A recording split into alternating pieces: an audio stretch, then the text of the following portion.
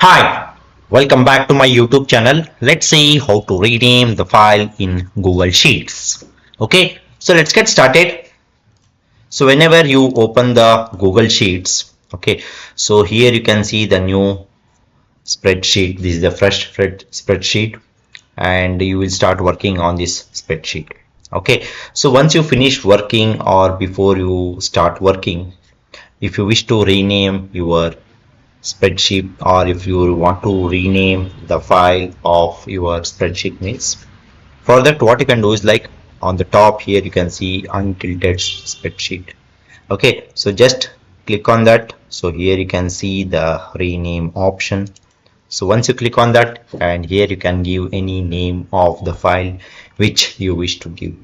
Okay, so I will just take an example like new project, and once you typed you can just press enter.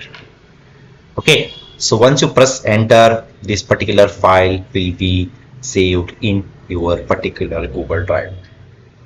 Okay, so this is how you can rename the file in Google Sheets. Okay, so that's all about this particular video, guys. I hope you like this particular video. Please do subscribe to my YouTube channel. See you and all. Thank you. Bye bye.